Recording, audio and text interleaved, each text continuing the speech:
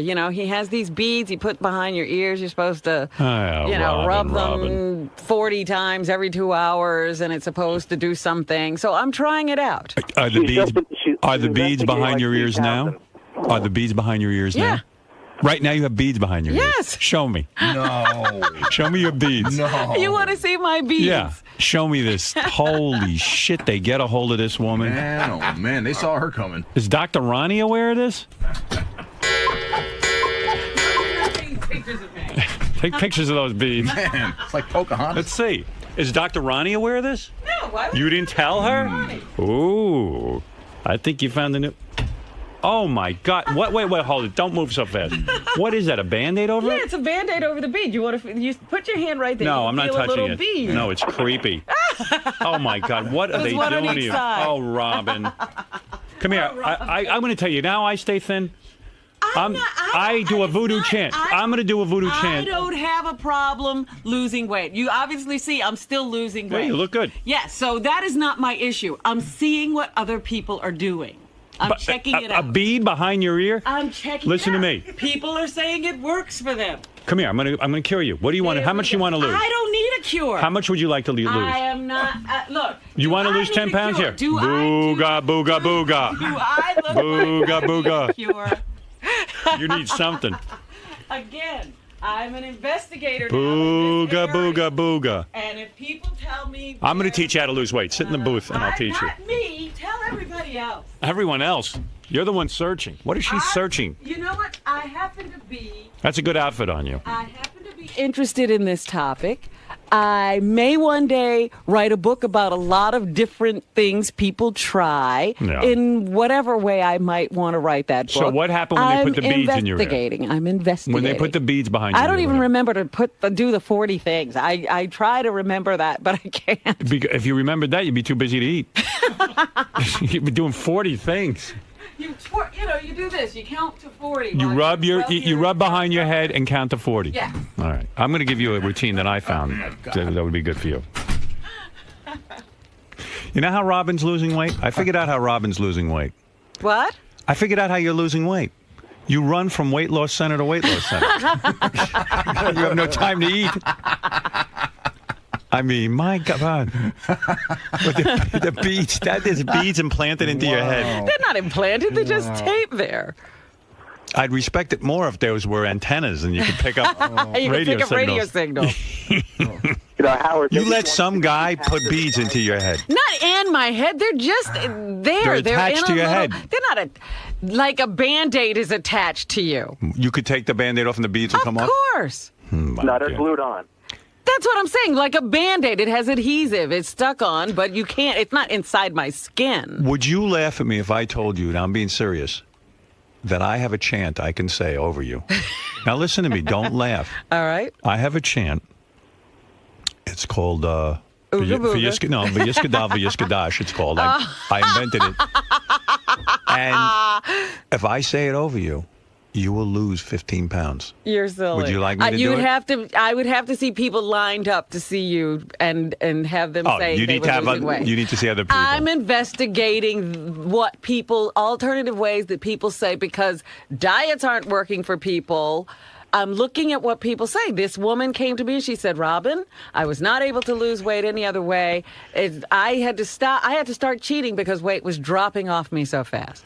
Does the size of the ball behind your ear, would Artie need a bowling ball behind his ear? Yes, Artie would need 2 bowling balls strung from his head. Fucking pull me into this shit. Wow. You know how you lose weight? I'm going to tell everyone the secret. Here we go You can listen again. or you can tune out. Tell them. Eat portions and exercise. Normal portions.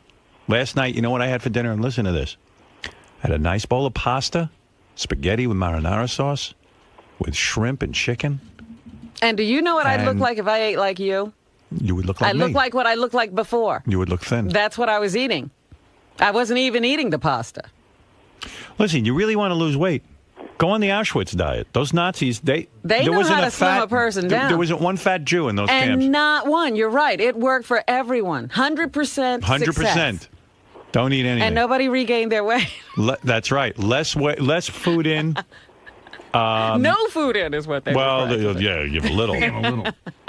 The problem is the survivors gain the weight right back. That's the problem. No, they never did.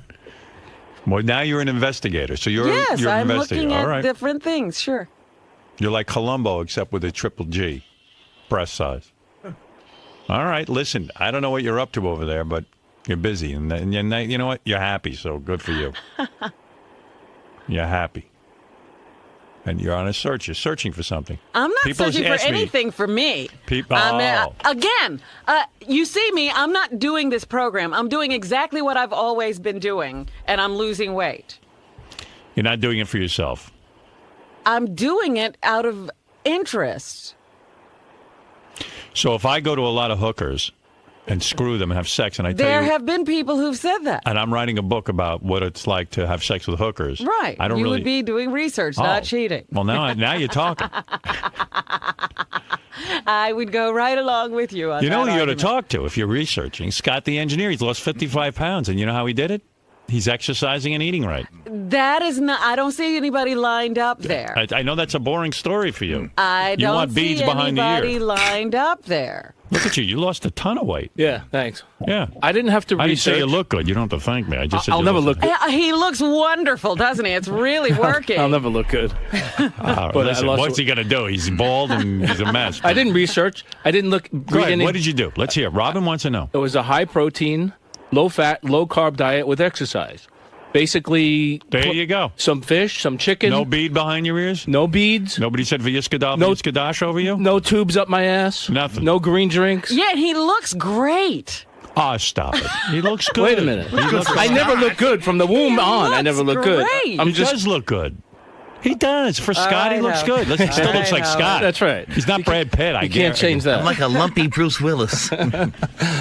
Yeah. So that's all. It was very simple. I didn't have to go to doctors. And when you go off of this? I'm not going off. This is my Sure, diet for life. Sure. But All right. I can't go back. I mean, this is it. I'm not All going right, to gain we'll weight. see, we'll see. It's very simple. I was never hungry and always satisfied. It's We'll the easiest see diet how in the you world. do. We'll But see why how are you putting do. down his diet? I'm just saying, we'll see how he does. You want to research what other people I'm do? Here's what I researching you do. now. I'm researching you. But why You've don't you- done this for. You're still on the diet. Let's see how you get. I'm not changing. do This when is you how get I'm going to eat maintenance. from now on. We will see. I've lost what I wanted to lose. I don't really. Maybe another 5 or 10 pounds, but. This you're happy with. Yeah, he's happy. Hey, he looks good. Did you see me before? Why wouldn't I be happy? All right, go ahead. Get out of here. You're agitating Robin. Good. Fuck Because, everyone. because you didn't do any research. No, Nice research. I'm sorry that he wants such a low level of What do you mean? cellular health. Well, how and mu- he's What are you happy talking with about? it. Why are you implying he's I just not had healthy? a physical. I'm fine. Cholesterol's Doctors fine. will not find any illness in you. All right. Listen, you're dealing with Well, an they'll expert. find illness in you and your brain. All right, thank you. No need to insult anyone. All right. Everyone, Fuck everyone. go ahead, Matt. You're on the air. This is Matt. Yeah, hey, Howard. I don't want to rain on Robin's parade here, but I saw her in Jersey as well. She's at a Taco Bell. And it looked like she was investigating a burrito of some sort while she was Yeah. Well, I didn't go to. I don't even know what Taco Bell serves. in France, she ate French fries the whole time. I've never gone to Taco Bell, Howard, unless I was Can I taking ask you someone a serious there. question about Robin. Do you Sure. think she kind of is acting out like this? I don't know, because Beth is gone. Maybe she's Yes, trying to get I you do attention think that's a little the bit reason. more. Yes. What did I do now? You're acting out because Beth is gone. That makes perfect sense. Exactly, Matt. You figured it out. You put your the nail. You hit the nail right on the head. Right. Well, I think we all know that Robin's in love with you, right? Yes. Robin will admit that. But go ahead. Robin? I didn't say. I've never said I was in love with Howard. I She's said in love I with me. love Howard. No, she's in love with me. Believe me. If I made the what? move, she'd go I gaga. think I did have a dream once that we had sex. There you go. Not too long ago, and I was like, "Oh my God!" I woke myself up. You loved it. You came like a. You came like a.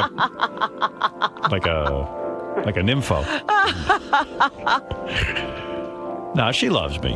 I love him, love she's him, in love love him. with me. I love but look, him. I'm with Beth. What am I going to do? Tremendously. Like, Howard, do you remember when you were planning your wedding and you wouldn't have Sal at the ceremony because you're nervous he would do something? Right. Like, was there a moment where either you or Beth said, man, if we stand up here and get married, Robin will go nuts? Yes. It was a huge consideration. We had to keep her in the back of the room sequestered. Yes, that's why I threw them an engagement party. Right. No, I never had any thoughts that Robin would not be able to handle it. I'm and very happy for them. You mean when Mark Consuelo said, does anyone object to these two getting married like Robin? They didn't put that in the ceremony to keep me quiet. Robin will grab me and carry me out and put me in her backyard in a tent. They hid kidnap me. Howard, as a matter of fact, so I couldn't find him. Uh-oh! Look at the receiving committee. Can we? You know what? Never mind. I wanted to talk to you, my darling. I'll see you guys later. So anyway, yesterday on the wrap-up show, there were a lot of fireworks because JD, if you remember the show yesterday, if you listened, JD, I gave him the power to fire Ronnie. To cancel his show. Or to keep it on the air, either way. JD was saying that Ronnie's show wasn't any good. That his car show. What were his exact words? Well, it's the most boringest. The most boringest show. So I said, okay, JD, you have the power. You can fire Ronnie now or keep his show on the air. And he goes, okay, I'll fire him. It took him a few hours, you know. That was the beginning of the show, and by the end of the show, Ronnie was canceled. Yeah, and then I guess it carried on in the wrap-up show. I don't know if you heard it. No, I didn't. Yeah, you'll like this. It's funny when those guys go at each other. JD can't even talk around Ronnie or explain his issue, his actions or anything. He's, you know, JD. What made you change your mind? Because the first time you were in there, you did not cancel it. Then the second time you went in, right away, you were like, "It's gone." All right. The way I heard it at first, or whatever, he was asking my opinion. If I thought the show was boring or whatever, and if I would cancel it. I don't know. I'd say I'm not going to sound right. I'm just going to. We'll try. It seemed more. I had more power the second time it came around, and so I felt all right. I'll just go ahead and. But you know what? Honestly, I just wanted Ronnie's angry reaction because I think that's funny. I was with Ronnie all day yesterday, and he was just livid. Oh, it sounded, even while he was in here, that he was very angry with JD and was cutting him out of his life. And Ralph called in and said that to Ronnie that Ronnie should be angry with me, not JD. And I said, hey, Ron, I didn't fire you. Well, yeah, you just gave somebody else the power. I said, I don't hear the show. And Ronnie goes to me, you know what? JD didn't even hear the show. He fired me, and he didn't even hear the show. I said, well, now you know what it's like to be in radio. I said, they hire a new program director, even in television. They hire a new program director. They fire Jay Leno. They put him on a these guys get ideas. They do it. They create the station in their image, and then they fuck everything up. I said, JD's like Les Moonves or something. Coming in and cleaning house. Right. Are you depressed? Look, here's the thing. I thought about this all last night. Go ahead. All right. So you gave him this power.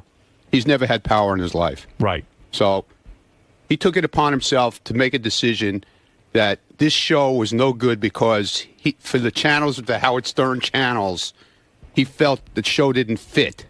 Right. That it was supposed to be everything. He feels everything is supposed to be funny.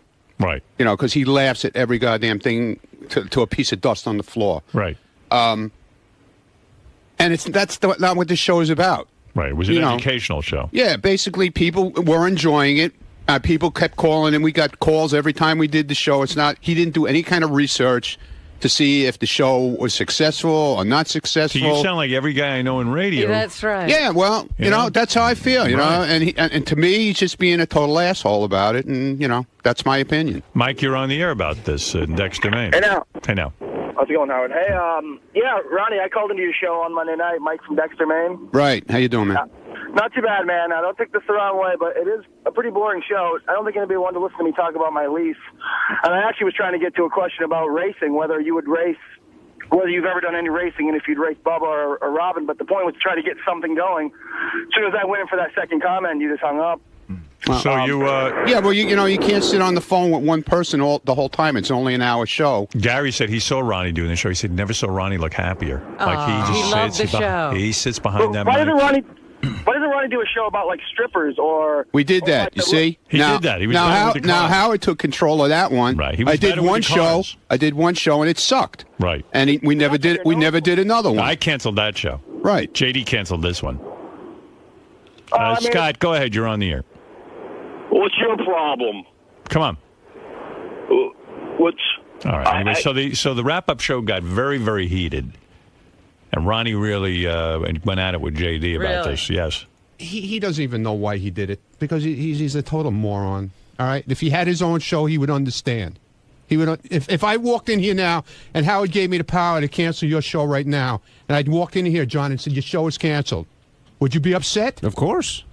But you were saying you weren't upset and you didn't well, what do you care. think I'm going to say? I'm going to stand there and cry like a baby? No. I'm not like that.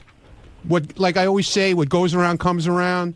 He'll get his in the end. Don't worry about it. Well, let's take How will he get his? He'll lose his car show. Don't worry about it. He'll get it. Somehow it'll come back to him. The guy's got no fucking balls to begin with, so he got some kind of power that Howard gave him. So he's going to take it out on me. That's fine. All right. You know, I bust his balls in the hallway. Fine. You know, whatever. So you do care Give a fuck. that the show has been canceled, John. I just said, what did I just say to you? I'm just trying to clarify because on the air you said you didn't care. Yeah, well, like I said, what do you want me to say? I'm going to stand there and fucking argue with Howard? He gave him the power to do something. I'm not going to argue with it. He gave me the show. If it wasn't for Howard, I wouldn't be doing Rick's. I wouldn't be doing half the shit I'm doing. Okay? I would be back doing my other stuff I was doing before I was here. Are you upset at Howard for giving JD the power? No, because the nerd needs he needs an outlet for something, so he's finally got an outlet. Let him have his fun. I don't care as far as that. Now you could losing the fucking show? Yeah, it bothers me. Of course. How could it not bother you? Yeah, of course it bothers. But JD, boy, I gave him some power. He really fucking went well, wild with it. I always say that, guys don't realize they have power unless they can say no. Right.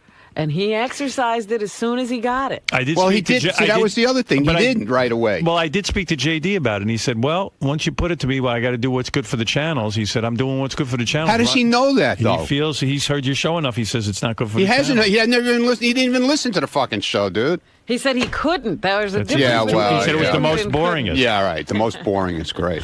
Right. The temporary program director said it was the most boringest. Right. That's executive lingo. Yeah. God, you can tell JD Ronnie's. I mean, with all the bravado, he's upset that the show's gone. Does that change how you feel? No, because at all? he's an idiot. He's an idiot. All he knows how to do is laugh. That's all he knows how to do. This man. I don't even want to call him a man because he's not. Wow. He's not a fucking man. Because if he was a man, he would say to Howard, "Listen, give the guy another chance. Maybe the show wasn't that great this time. Give him another shot." See, all he knows how to do is fucking laugh. He's a fucking moron. All right. Do you want to answer that question? Well, I don't know what the question was. I just heard I wasn't a man. I said for all of Ronnie's bravado, you could tell that he's hurt. Does that affect your decision? Do you regret taking it off the air? Yeah, of course. First of all, he knows nothing about. Are you going to let me answer the question, or are you going to keep saying about a fucking car show to begin with? Are you going to let me answer the question? Yeah, go ahead, answer the question. Okay, it's going to be stupid, but go ahead. Okay. Yeah, I feel bad now, but what's done is done. Can't overdo it. I could listen to that all day. Sorry. Here, Ronnie, again, they just keep going at it. If you were put in that spot about someone's show or someone's talent, and you had to say yes or no, what would but you he have has done? no talent, so how's he going to fucking judge But he's a me? listener. I think he's a listener. That's his talent. He listens. Yeah. Anyone who listens to us. Yeah. Anybody who sits and watches fucking TV all day and night. Yeah, that's real fucking brilliant. But okay. You drive around all day. No, I'm not night. even talking about his job. I'm talking No, about... I run 2 businesses, motherfucker. Okay. Okay? You want to trade paychecks? You want to trade businesses? I do want to trade What do you paychecks. fucking do? What do you fucking do? Huh? Well, I do more than TV. I put my motherfucking time to where I got to, okay? I put my time in. What did you do? What have you done to fucking cancel my goddamn fucking show? Who the fuck are you? Got really heated, Robin. Yeah, boy, that sounds full of How come passion. How come he's not in here now? Well, He's afraid of you. He made Brian. his decision. That's it. Yeah. Usually when Usually you fire running somebody, through the hallways, tearing through the door here. Well, there he is. when you fire somebody, What? Can't hear you. You're not on mic. You fired someone. He actually made my point. I feel the channels you have to have humor in just about It's every not single a funny show, stupid moron, Exactly, motherfucker. that's why it's gone. It's not it's not supposed to be a funny show. Well, you know what? Then sorry. Not every show on here is a comedy show. Is Riley's show a comedy show? Actually, yeah, it is. Yeah, really? Yeah, okay.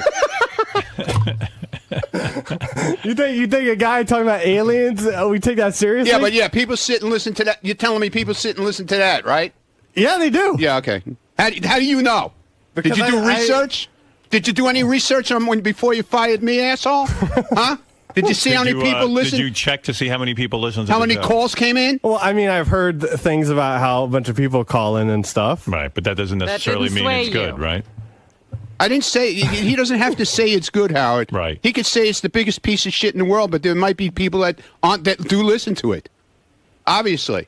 Well, a lot of times program directors don't do research. Well, we had the number one show on FX with Son of the Beach, new program Yeah, I remember director you told me named that Kevin yesterday. Riley came in, canceled it. Boom. Please, we were fired from NBC. Yeah, we were number one. all right, whatever. I was number one. They fired me Fine. from NBC. I What was can trouble. I say?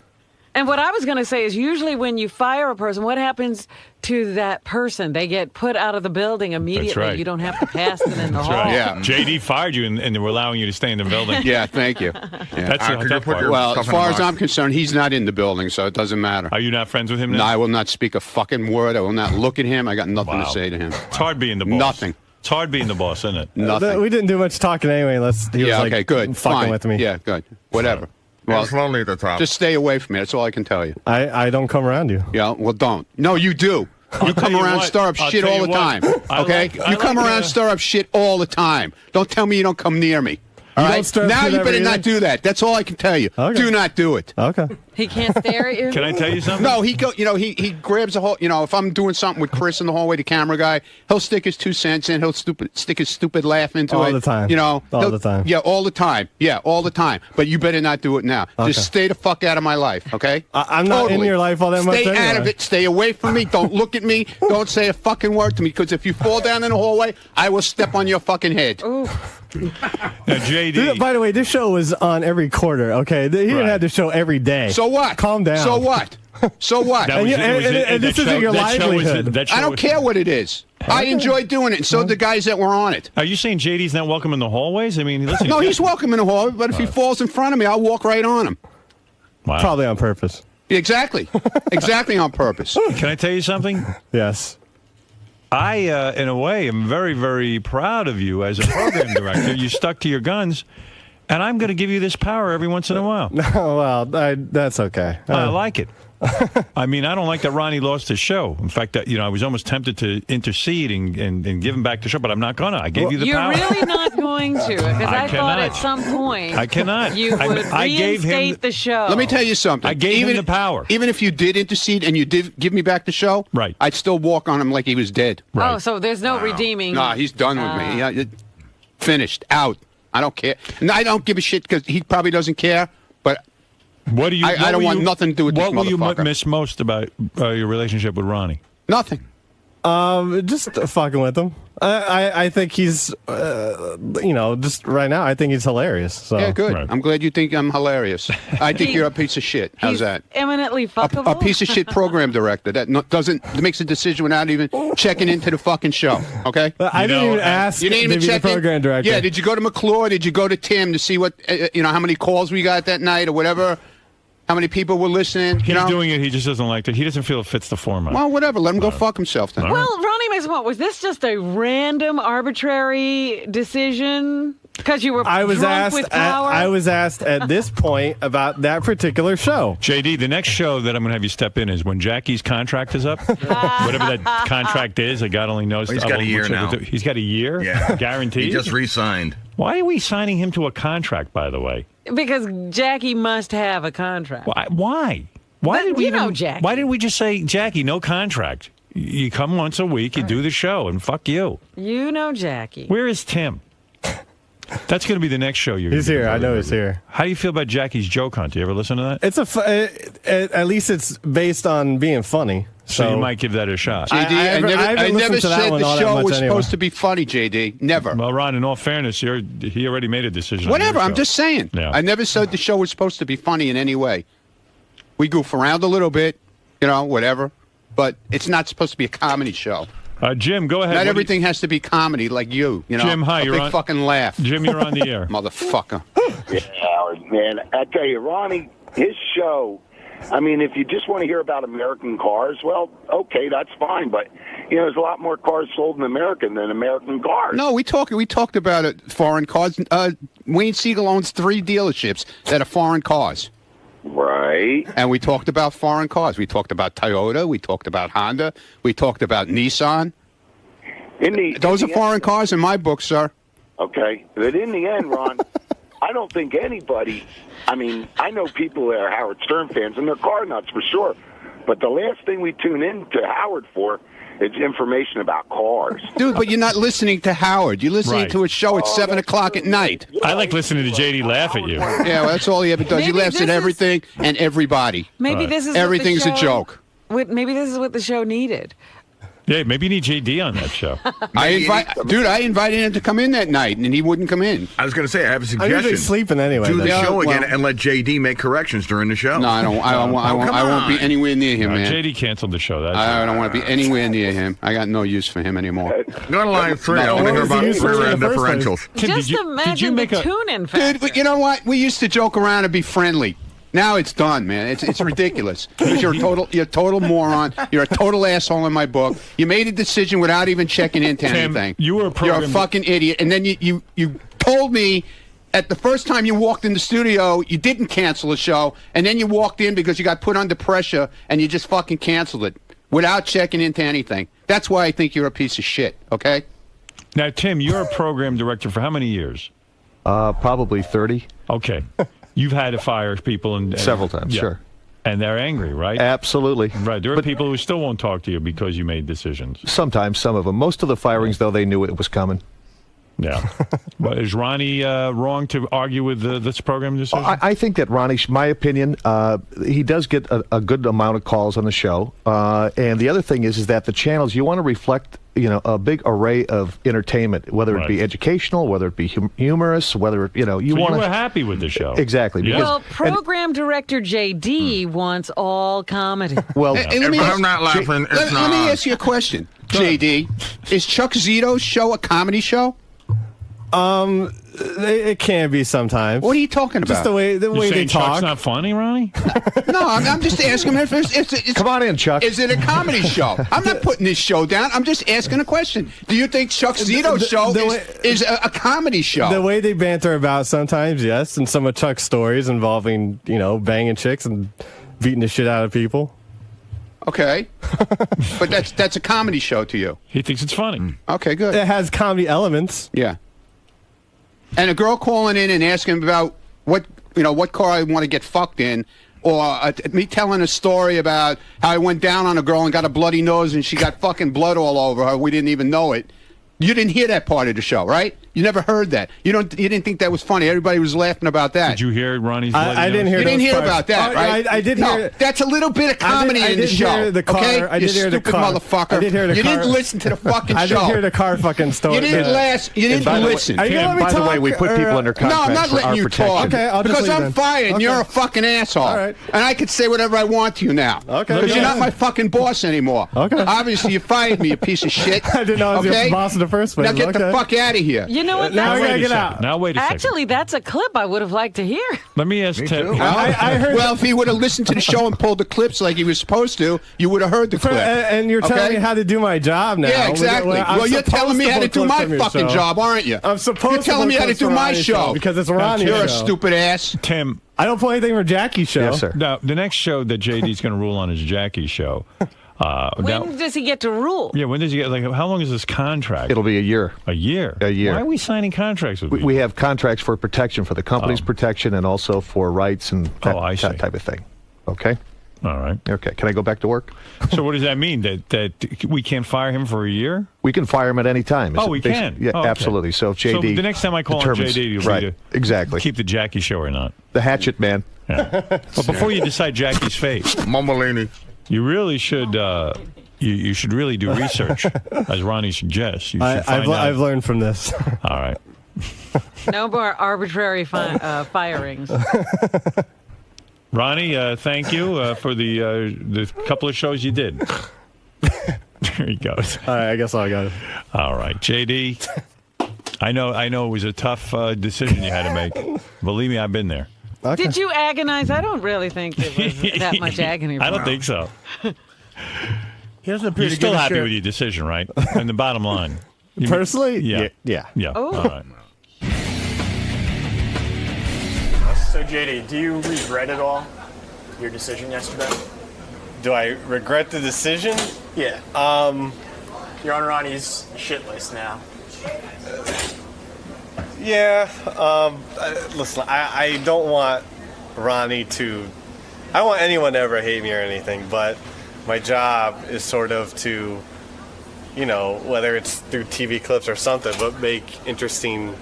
do whatever I can to make something interesting on the show happen or whatever. Which you did. And I guess I did. So, yeah. 2 But days. I guess it does have its consequences. Yeah, but I mean, listen, we'll see how these consequences last, and You think the show might come back? I'm pretty sure, you know, the show's not going to go away. I mean, for Christ's sake, the show isn't going to be going on again until November, so we'll Now, see. Ronnie said that if you were to ever get beat up in the hallway or if you tripped, he Yes. wouldn't help you. Yes. Are you worried? No, because I felt that way in the first place. You think I feel protected around him? So, you think he's going to defend me in anything? I haven't felt like that since I started working here. Sorry. Fuck him, man. He's a fucking moron. What are you gonna do if you guys pass each other in the hallway? What's that? What if you pass each other in the hallway? Just What do you mean, what if I pass him? Just totally ignore them? Yeah, what do you want me to do? No hellos? No, no nothing? No. Note from Doug Goodstein from the Howard TV guys. They covered it. Oh, did they? Yeah.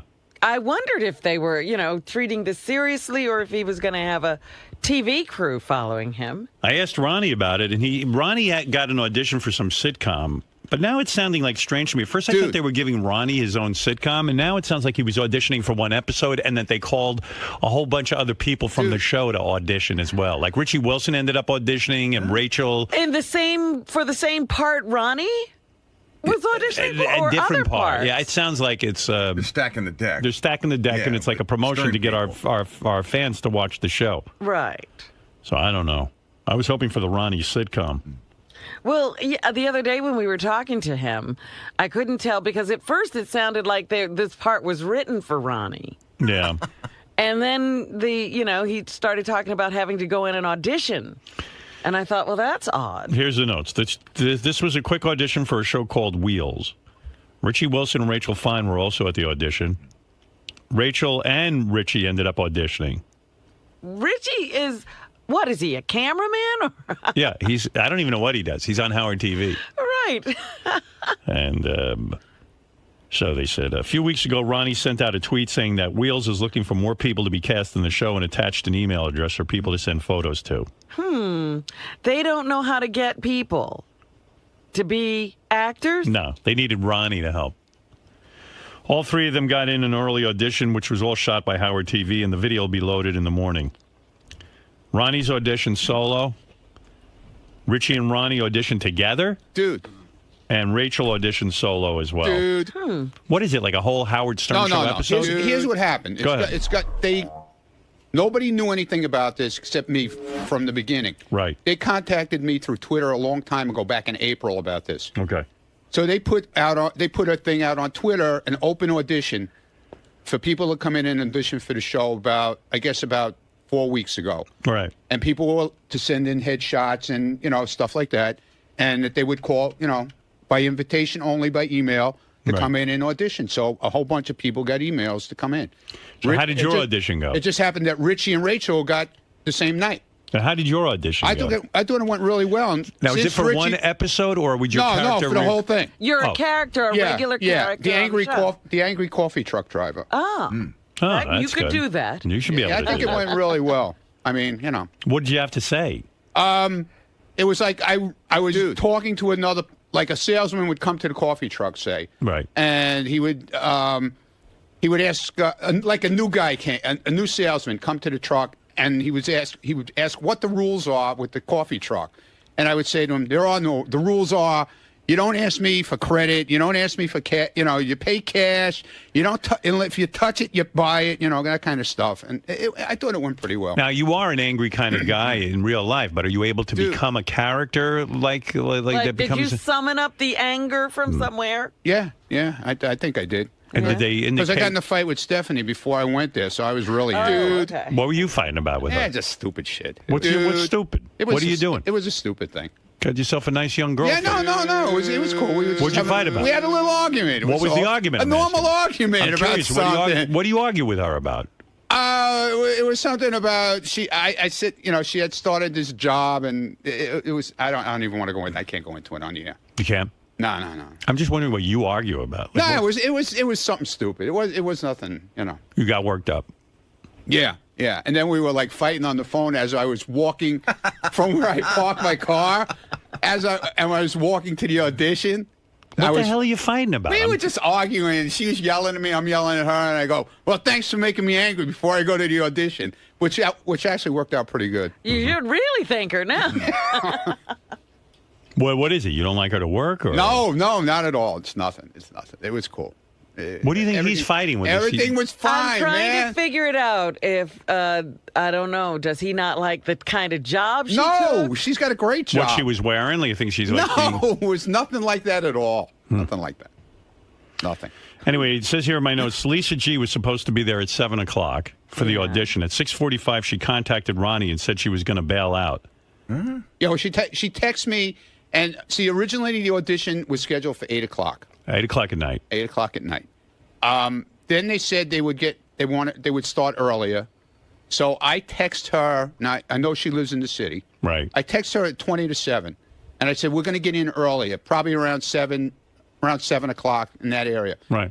So we went. They took us upstairs about 5 after 7.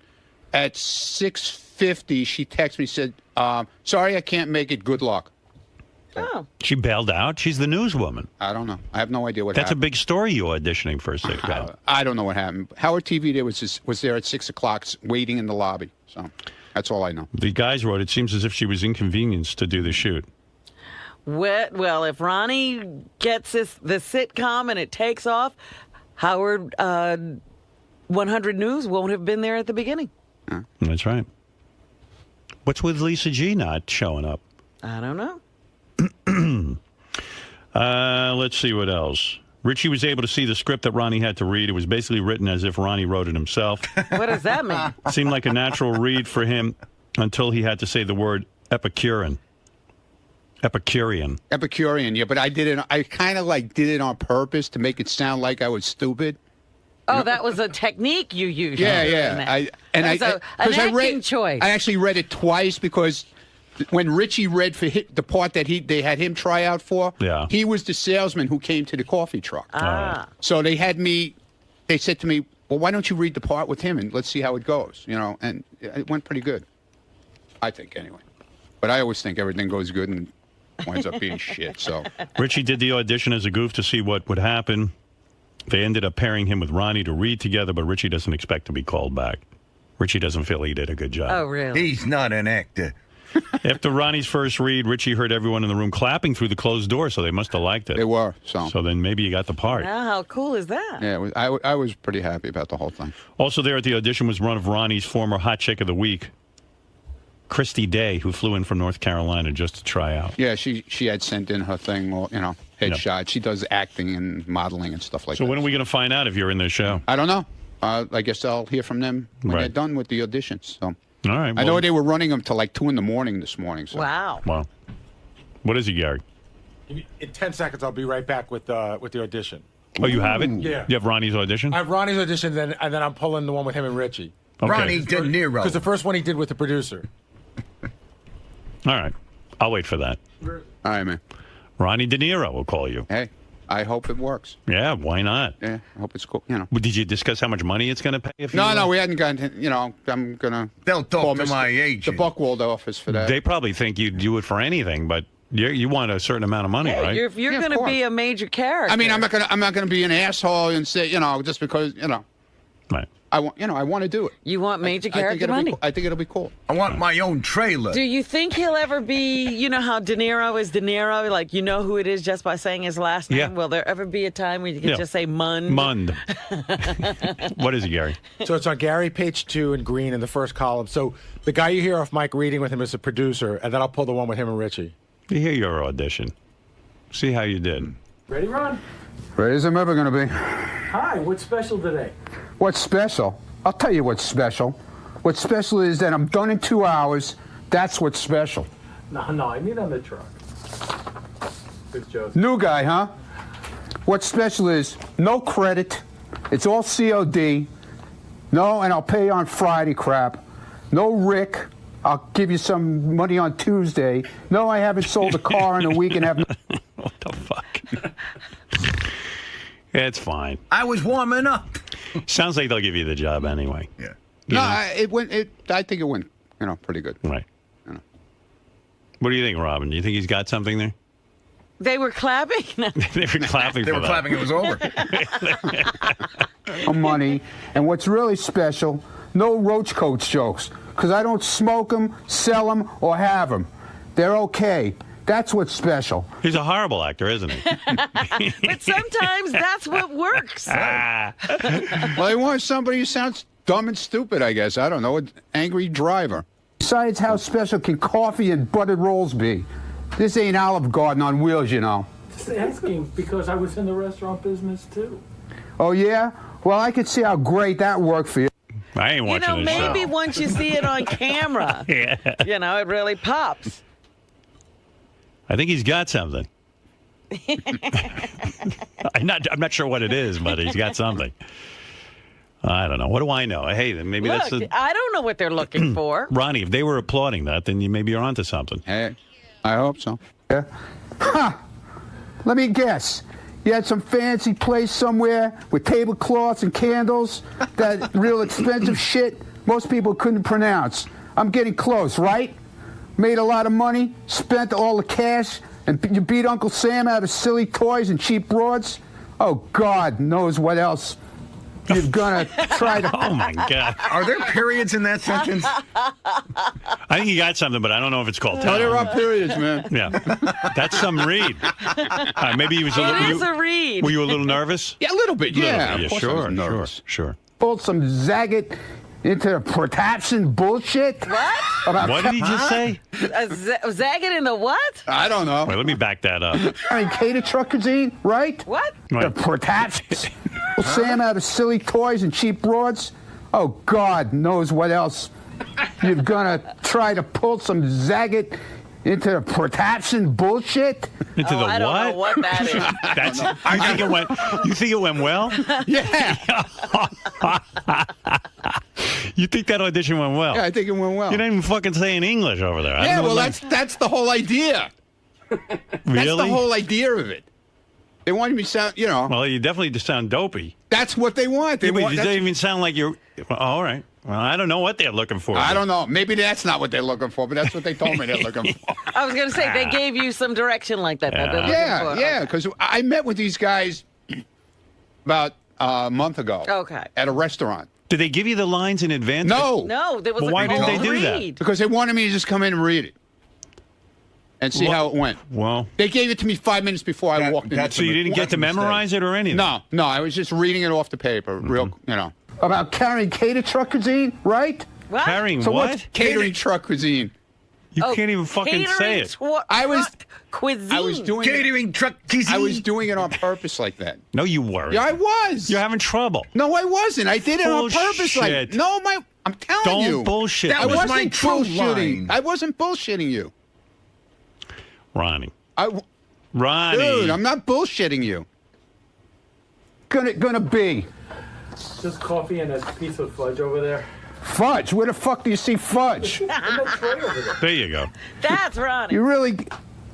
Mastermind? Well, Wolfgang, fudge happens to be mushroom truffle casserole. What? Yeah, well, it looks a bit oozy. It didn't last a week. Okay, then, just coffee. Thanks. Hope you sell some cars that Chateaubriand. Thank you. It sounds to me like they were goofing on him, giving him hard words to say. Something's up with this audition. Yeah, because if he's supposed to be like just an angry blue-collar truck driver, what's he doing using First words of all- like Epicurean First of all, and cuisine what show do you know a guy has this big a dialogue? with the guy in the truck? Right. What is it? I was just going to say the second one that he does with Richie is a different pronunciation of that word that he couldn't get the first time. I know, but Well, I was refining my humor. I think they're up to something here. I don't think so. No? No. Wow, look at the applause. Ronnie. Yeah. Ronnie goes, I think I did good. Yeah. I said I thought it went all right. Joe, how do you like the audition? Hey, well, if they were looking for somebody who truly sounds stupid, you nailed it, Ronnie. Well, there you go. This guy thinks you did a good job. Right. Very nice. Are there any actors out there who can shed some light on auditioning and how Ronnie did? Keith, you're an actor. How did that sound to you? He sounded like Hank the Drunken Dwarf. You put that tape of him next to Hank side by side, you won't be able to tell the difference. Well, Rick, go ahead. You're on the air. Like the last guy nailed it. It's Hank the Angry Dwarf. Right. I mean, if you pull from the Son of the Beach, that's exactly what Ronnie sounds like. James, you're on the air. Howard, make it stop. Make it stop, please. Good God. You're killing us. You don't like Ronnie's audition? Oh, man, it's horrible. It's horrible. After a good week, and now you're bringing us all down. All right. Well, there you go. Place is falling apart here. Place is falling apart. Look at this. What happened? I don't know. I put my hand on here, and all the crap is coming off of my hand. Oh, dear. I guess it had a 5-year shelf life. Richie Wilson was at Ronnie's audition. Hey, what's going on? What's up? The funniest thing was Ronnie came almost dressed for the part. He had on like a shirt that would look like he came from a mechanic shop. It had the name Mac on the chest and everything. Well, he's a method actor. Yeah. I'm like Lee Strasberg. Yeah. Did you have an outfit on that would reflect the character? Yeah, it was whatchamacallit? Oh, yeah, there you are. There he is. Oh, there he is. Well, look at you. Look the part. That was some read. All right, listen. Whatever. I'm glad you got the audition. I hope it works out for you. I really do. Thank you. I mean, it's unbelievable. Jeff, go ahead. Jeff the drunk wants to weigh in. I think he liked it. Yeah. Go ahead, Jeff. Yeah, oh yeah. I'm sure he loved it. That was so fucking funny. Holy shit. I bet you I could do better than that. I bet you could. Well, listen, you got to give They it a didn't shot. call you. No, they called Ronnie. They want him.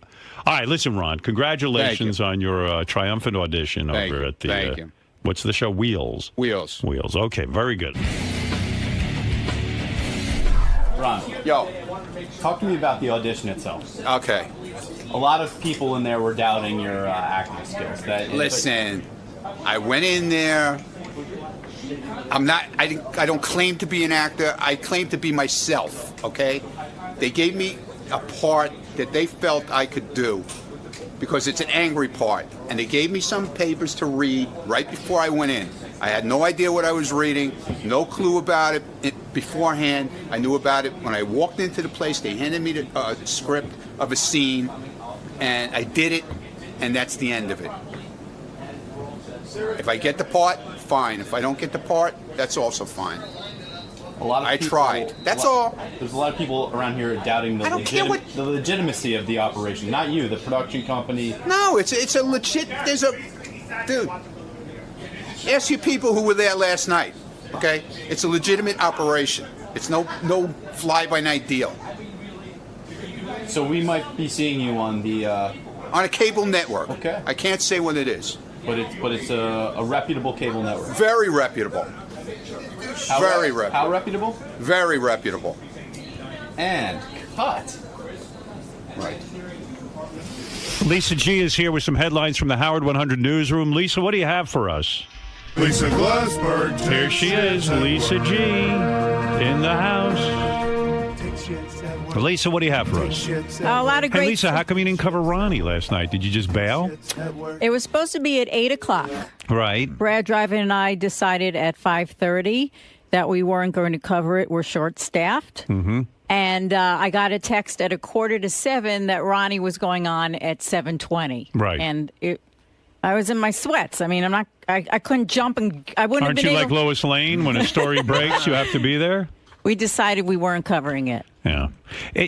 I'm doing more investigation into this so-called sitcom, and it seems that it's not like a sitcom that's already been, been on the air or something. It doesn't have a go. No, it's a company that's trying to make a sitcom. So it's not even, they're trying to put something together. Oh. Kind of like Stuttering John with his Mafia movie. Is this like, do they have a pilot deal? No. Oh, no deal. No, they don't have a deal. No, they do. Oh, they do? It's sold. Oh, it's sold? Yeah. The guys just told me it's not. Gary just told me it's Well, that's not what I was told. Oh, okay. That's not what I was told. It's sold to a... Who's it sold to? I can't say. I'm not supposed to say. But it's on a network? Cable. Cable network. Yeah. Yeah. And it has an episode run of what? 13, I heard. Okay. Well, there you go. I think Lisa should have been there then. Well, Howard TV was there at 6 o'clock, so that's all I know. A lot of questions. But Lisa was in her sweats, so. Yeah, but... She couldn't get over there. Yeah, but she knew from the beginning it was supposed to be 8 o'clock. And we decided that we weren't going to cover it. Who's we? You didn't tell me. You texted me in the afternoon and said you would be there. What are you talking about? That's not what I said. You I texted said me at 4 o'clock saying, did they move your read to 6 o'clock? And I said, no, where did you get that from? Because I had been talking to them. No, let me finish. No, I had let been me talking finish. to the producer, and they said they were going to try to move it up to accommodate you. And Lisa, also, you live 30 blocks away. What's the big deal? You couldn't cover we it? decided, I'm not big enough for you? No, you're not. Okay, good. Good. He said to me, well, if I were in the Hamptons, you would have been there. Yeah, right. Exactly. You rented a car to drive out to the Hamptons to cover I was things. there, and I covered that weren't. story on my vacation. Baloney.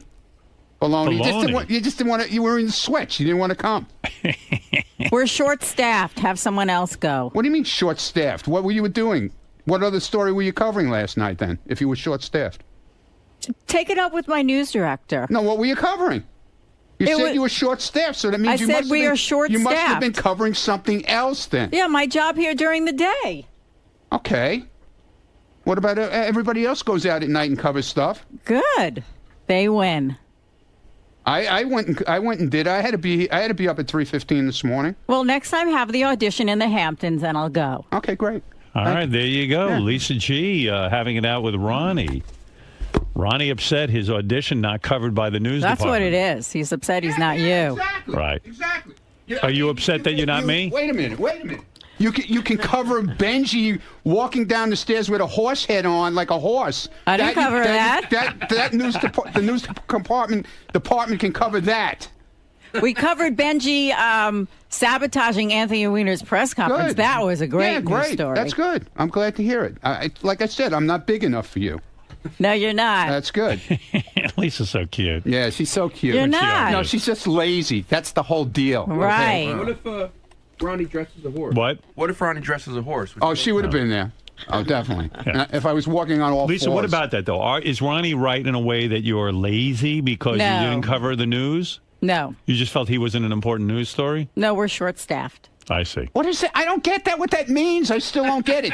There's one person missing. That's Steve. it. That's yeah. it. Yeah. That takes down the whole department. The whole That took down the department whole news department. falls to shit now. Talk to Brad Driver. He'll explain. I did talk to Brad Drive, and he put his hands up like, I don't know. Well, why didn't Brad cover it then? Because he doesn't cover stories. No. He's the news director. I didn't ask Brad. Brad, she was in touch with me in the afternoon. Right. And when she decided she had Hold to on. pick and choose her stories. When She I decided told, you weren't when important. I said to her, You got your audio. hold on. When I said to you in like 3, 4 o'clock in the afternoon when you text me, did they move my thing back to 6 o'clock? And I said, no, where did you get that from? You said, oh, that's so unfair because you get up so early in the morning. Which means at that point I said to myself, you didn't want to come out because you got to get up in the morning. I was trying to get you in there earlier, Ronnie. You wake up so early. Why were they having you audition at 8 o'clock at night? I wasn't auditioned at 8 o'clock. Well, that's what they had told I was out of there me. at 7:30. That's what they had told me up But until I let you know. 5:30 in the But evening. Ronnie really wants to be on the news. I let you know at 20. I let you know at 20 to 7 that we were going in earlier. And Ronnie, you, would and you Lisa- lived, would you Lisa- lived 30 blocks away. You couldn't get there in 15 minutes. Would Lisa? No. Would Oh, Lisa have I been guess there not. if it was a red carpet event? Definitely, without a doubt. I see. Well, Yeah. maybe if there's a red carpet premiere. No, of your no, TV no, they don't show. have to come at all now. I don't You know, care. I got to say one thing. Ronnie's the only person around here bitching about not being covered by the I news know. department. I love not being. Well, no, she made We such like it when they're short staffed. No, she made it such a big deal out of texting me in the afternoon about didn't they move it to 6 o'clock and all this nonsense, like it was bothering her because it was so late. It's like when Right. she went out with Wayne Siegel, she had to be home at 7 Well, I o'clock. guess she'd put in a you know? full day and she felt, did a 6:15 date with Wayne Siegel, and by 7 o'clock she was home. I mean, what kind of date is that? Well, maybe she had put in a long day and she was beat. Everybody puts in long days every once in a while, don't they? Yep. Well, Ronnie, she talked to the news That's director. okay. It's fine. It's fine. And they made a decision. That's not what she said to me. Okay. That's not what she said last night. She goes, I can't make it. Good luck. What kind of answer is that? It's the right one. Yeah, okay. Well, maybe in your mind it is. What else do you want me Not to in my say? mind. Go on with your news. I don't want to talk to you anymore. You know, Ronnie's great because he's his own source. He's calling you and telling you to cover some news about him. This is where it's going to be. He's Tricky. upset because he feels that I went all the way to the Hamptons to cover a party Right. where I was on vacation. You were already there. I was there on vacation. I Right. used my vacation time, and I covered your story. And I hear what he's saying. He's upset. He's hurt. Yeah. He's hurt. He wants to be on the news. Now I feel really bad. I mean, quite frankly, you can skip any cover party I'm at and go cover Ronnie. I'm way more interested in that. Ronnie, are you upset that, No! her opinion's that you No, lack here's the prestige thing. and that's Don't what tell me you're fucking covering it, and then you call me you call me in the afternoon, and you ask me, did they move it back? Right? Did they move the time back? I said, no, they didn't move the time back. It's still 8 o'clock, but we're still going to get there at 7. They might get us in earlier, okay? That's what I said to her. Then at 20 to 7, I get a text from her saying, not coming, can't make it, good luck. What kind of fucking shit is that? Then don't tell the people from Wheels that you're covering it. Don't tell anybody you're covering it. Don't come. What I heard from you was that, read between the lines, you're a dedicated soldier in this army. She's not. That's the way it's always been. You're It's always willing- been like that. There is no. She punch- picks and chooses what she feels like fucking doing. That's okay with me. I don't give a shit. With you, there is no time But don't clock. tell There's me no you're covering it. Right. Don't say you're coming. Right. And then at the last minute, back out. What else, Lisa? Yes. All right, Scott the engineer blasted by SiriusXM employees for taking too much credit surrounding Lady Gaga's amazing performance here on the show. On Tuesday's wrap-up show, Scott declared he'd split the credit for sound quality about 50-50 between himself and senior manager of broadcast operations, Chris Gibbons. Well, Chris suggests to Howard 100 News that it might be more like of a 90-10 split. With And Scott Chris's doing, favor. I can't take that much with credit. Chris doing the 90, huh? Right. Plus, Scott took credit on the wrap-up show for, quote, making sure the piano got in, a task which Tim Sabian's new assistant, Sarah, says she was responsible for. Sarah says, quote, it doesn't feel good. I worked really hard to get that piano in. Sarah had a deal. Gary went to, this is the Lady Gaga thing. Gary went to Scott, and you sent him a note and said, I want you to be responsible for the piano. And according to Gary, Scott then just sent him an email to Jared and said, be responsible for the piano. Oh, that's how he took care of it. Yeah, that's what he But then said. he's taking all the credit. Then he took all the credit. Wow. Because he said on the wrap-up show when his back was against the wall that he was responsible for getting the piano in there. Well, Sarah said she had to deal with movers, the building, the piano company, the insurance company. Scott, why are you taking credit for that? I'm kind of curious. I mean, this young girl was busy working her ass off on this, and now you're taking credit for it. Let's get to the bottom of this. Did Scott have anything to do with the piano getting in here? Scott, did you have anything to do with the piano getting in here? This all stemmed from the fact that I decided to congratulate Scott on a great job. Yeah, because it sounded so Obviously, I had nothing to do with anything, so I'll just, you had I'll nothing just to- take credit did for you have- nothing. did you okay? have I anything- didn't do anything for anybody, okay? Did just you- take it. well, that's just an take- easy way out. Well, of course it's an easy way out. Did Just you bust my have- fucking balls, did and that'll you be have the easy anything way to out. do with the piano? Nothing, obviously. But you of took course, credit I was for here it. the day. I wanted to make sure it got in here. It was set up properly. I was here with the movers when they brought it here. I wanted to make sure that You were here. I was here, yeah. So then why is she saying she did all the work? Listen, the first week of the 2-week vacation, I was off. Right. So I contacted Jared. I said, Jared, can you make sure that you handle it with the piano company, that we're all set for delivery? Right. Then when I came, I was here the second week, and So, Lisa, he was here. Sarah wrote me a note, and she had all the information, and she contacted all the people. I said, great. What time is it coming? I want to make sure it gets in here, it gets set up properly, and we're all set for Monday. All right. So then you... Tim is telling me right now. Sarah lined it up, booked it, made it happen. I didn't say I booked it a minute. I was here to make sure that it got in the studio where it should be, set up properly, and all ready for... Shut up, Jason. Fucking Jason. Come on, really. All right, I didn't do it. I mean, really. Did you do anything I'm or a not? sound engineer. I don't do the paperwork. Right. I make sure that the piano So you was were here. here for the setup of the piano. That's correct. Right. I made sure Chris... Now, what did Chris do? Because Chris- he seems to be saying he He's did 90%. now saying 90% of the work was done by him. And the engineering department of Sirius. The piano got here. It was set up, 1 o'clock. So he put the mics in the piano and put the vocal So in mic- other words, when I praised you, you deserved the praise. Oh, of course, I was part of the process. Right. Okay, I good. wasn't All right. just, I didn't A lot just... of people felt you were taking the wait praise. a minute, Howard. Yeah. I was part of the process, Robin. I okay? just want to ask a question of Howard. Go ahead. What needs to be done to make the Lady Gaga performance get on the air? The piano has to be mic'd. Right. She has to be mic'd. Right. And then there what has to else? be a sound mix, which is most important. Okay. And so who did that? Well, I was complimenting Scott on it. But who Chris did that, but when... Oh, Chris did that. He set up... He mic'd the piano. Yeah.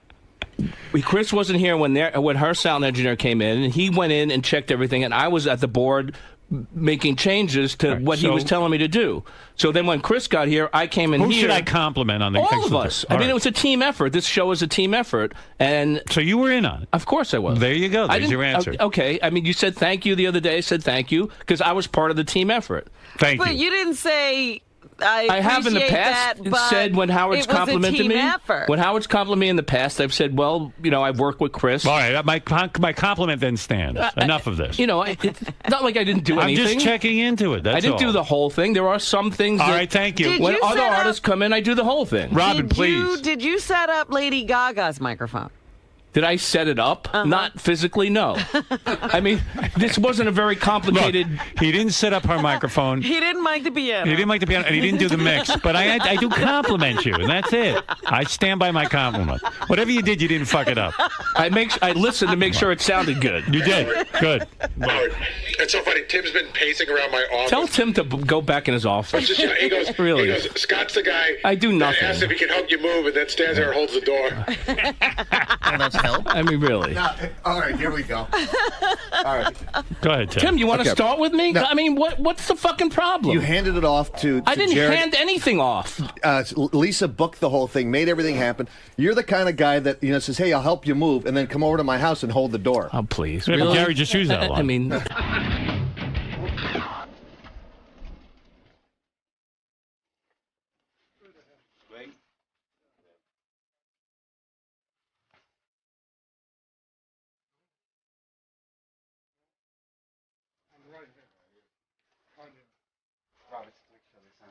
Yep.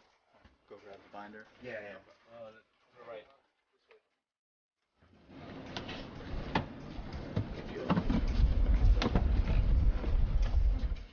Top of the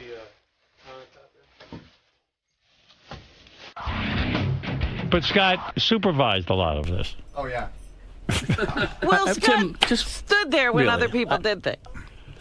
Tim. Bullshit. That's what I got to say. Bullshit. Tim. Her name's Sarah, by the way, not Lisa. I mean, What did I say, Lisa? Tim doesn't believe that I do anything around here.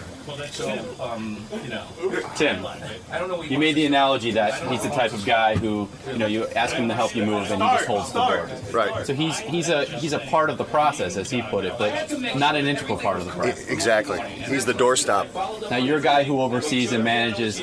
Did Scott oversee and manage anything in this operation? He handed it off. He didn't manage anything. Didn't take control of anything. He was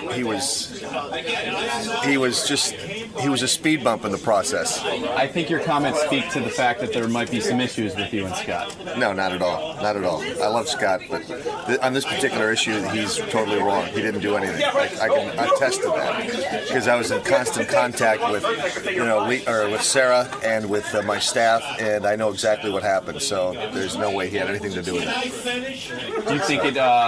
If it was a team effort, he was on the bench. Do you think the fact that Scott wasn't involved is the reason why it was such a successful exactly. mix and segment? Exactly. He has no idea about the insurance company, has no idea about the moving company, no idea about the building people that we have to deal with. He has no idea about the process in which we have to get it into the building and set up. He has no idea who the contact people were, who we had to contact. He just doesn't understand the process at all, or understood what went into getting that piano up into the studio and getting it set up. So.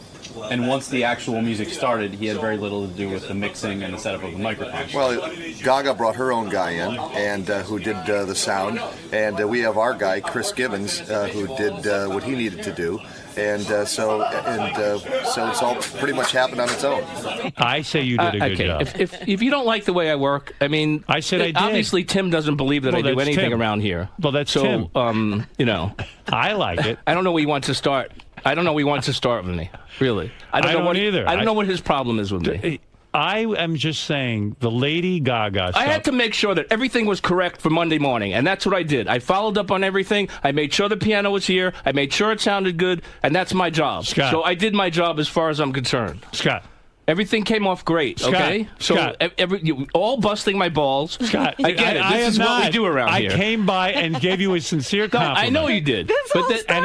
It's still, if I compliment anyone around here, all hell breaks loose. This all started because you complimented me. I know. Okay. I'm never going to compliment you again. No, because it's bad. That makes it bad. Let me just bitch and moan that nobody compliments me, and I'll be happy. I'm going to say Isn't again. it so much better? Yes. Scott, the sound for Lady Gaga. It was great, and it was a team effort. Can I finish? Thank you. The sound for Lady Gaga was terrific. Good job. Thank you. It was your best work ever. Here you go. I mean, all I know is when I compliment. See, normally I walk out of here, I don't say anything to anybody. Right.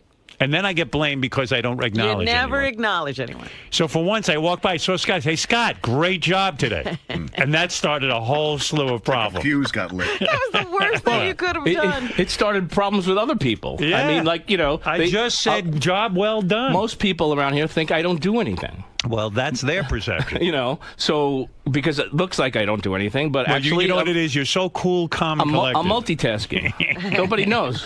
I'm working my fantasy baseball, and at the same time, I'm engineering. All right, thank you. Thank you, Scott. Thank you for the compliment. Let me just explain. Certain jobs, certain No, you people, did already. All right, we get it. You're winning. You're winning. Sometimes I do all of it. Sometimes I do, understood. 10% of it. Whatever. Whatever you did, you did well. Good. The team did well. To all the guys on the team, congratulations. Do me a favor. When you do something, write what you do on your head. That way I'll know how much the percentage of what you did. Make your credit. Like credits, like movie credits, but write them on your head. Scott, you're being called out. No, that was my audition for Ronnie's show. Scott, did you really have very little to do with this segment, and you're taking 10%? I had 10% of the contributions? I don't know the 100% percentage. Whatever credit? the fucking thing is, the segment went off great, and everybody was happy. Okay, I work with other people around here, and we get the job done. That's it. A lot of these other people don't seem to think you were the main ingredient. I'm not a main. I obviously didn't do anything. Okay, I have to follow up. Gary wanted to make sure that the piano got in there and got set up properly, and I did. He passed it on to me, and I contacted people I had to get in touch with to make sure that it was done. But when they broke down the process, it seemed like you had a very small part, yet you got all the credit from Howard. I get the credit and I get the blame. So, sometimes you get blamed for something that doesn't go right, and I have the same responsibility. I mean, if it didn't go well, then I would have gotten all the blame. Right, Tim? You're stirring the pot this morning with your news reports. Really ignited a couple of feuds. First off, with Ronnie, he really took offense to the fact that you were not willing to cover. Well, a couple of things. We thought the audition was at 8. We're short-staffed. Everyone is working longer days, more stories, and we made a decision at 5:30 that we weren't going to cover it. Well, you didn't tell me that. Yeah, I told him that at 6:45 when he texted me. No, she just didn't want to come there. It was too late for her. Ronnie's obviously... Will you please? Feels hurt. Feels hurt. He's not Howard. Go there. Sorry. He also seems hurt, though, that he seems to think there's no punch in, punch out here. He didn't accept your short-staffed reasoning, and he thinks you should have been there. See, he wants to get on camera. Regardless. Yes, you do. I see you hovering around like a bee. I'm supposed to be here. It's my job. At least I'm here. Right. At least I do my job. In retrospect, you wish you had How gone. do you not laugh? That doesn't make you laugh. I'm always laughing. I'll do my Flavor Flav. What? But he seems to think that no matter what, even if you were short-staffed, you should have gone the extra mile and been there. You said you claim that points to the fact that he just wants to be a celebrity around here. He wants to have the Howard type of. I can see how his ego may be bruised that we weren't there to cover it. We'll cover everything else. Believe me, we're just going through a little transition now, and we'll be there for him. Absolutely. When he wins an Emmy, we'll be there. Yay! Now with Scott, the engineer. Yes. You stirred the pot once again. I mean, this is turned into a major war, and right now there could be sort of controversy between him and Tim Sabian starting to brew. Yeah, well, with this story, I was just reporting the news. Scott left out an important phrase. When Howard said thank you to Scott, he could have said, it wasn't just me, it was Chris and Sarah, and just go down the list. I know I've done that in the past when someone has thanked me. Just recently, Shuli helped me with something, and when Brad, my news director, came in to thank me, I said, well, Shuli also helped me with this as well. So, things happen. Sometimes you forget. So, but it definitely... Throw me under the bus. I'm not. Lisa, it's a team effort around right, here. But you... I didn't take all the credit. You neglected to say... He walked by the office. I said, thank you. I'm not going to start with him, this one did that. I don't know who did what. I know that we got the job done. I'm not going to start listing a bunch of people. He knows who works around here. And it's a ridiculous situation. We made sure that segment with Lady Gaga went off perfectly. And that's the most important thing. I do have to say, I saw Scott in the studio working with Horace, her engineer, and I saw Scott working with Horace at the mixing board. Yeah, well, thank you. So obviously I did do something. I didn't do it all. And I tried to explain. Sometimes I do it all, sometimes I do some of it, sometimes I do little. Every situation is different. Are you going to say something to Sarah today? No. I said what I had to say on camera. Sarah should stay out of it. It had nothing to do with her. It had to do with how it sounded in the studio. Whether the piano guy, that's ridiculous. She shouldn't even say a word about anything. That's her job. Okay? So I don't know what the big deal was. The credit was that Howard was happy the way it sounded. Okay? I'm not a secretary. I'm not responsible for getting pieces and parts delivered. Okay? That's somebody else. I'm responsible for making sure that segment sounded good. And that's what it did. It sounded good. I don't operate on I'm not a moving van. I just reported what she said on our news report. Well, she's wrong. She should just stay out of it. Well, you need to tell her that. I can't tell her that. This has to do with the way it sounded, not the way the guys moved the piano in. Okay? Gary wanted me to make sure that everything went all right before he went on vacation. And he put me in charge of that. And I did. I made sure that everything went all right. Okay? They had all the information of... I wrote Jared an email. I said, do you have all the information? Because Gary didn't give me the information for the Steinway people. He just said, make sure the piano gets here. I said, okay. So I contacted Jared. I said, do you have all the information? Because I was going on vacation. And he said, yes, I'll take care of it. So he passed it on to Sarah. He didn't even take it.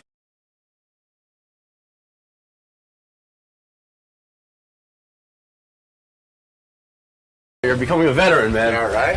It's awesome. This time it's about the book. And when I said I was going to be writing it, I wrote it, and got a lot off my chest. I feel like a different man.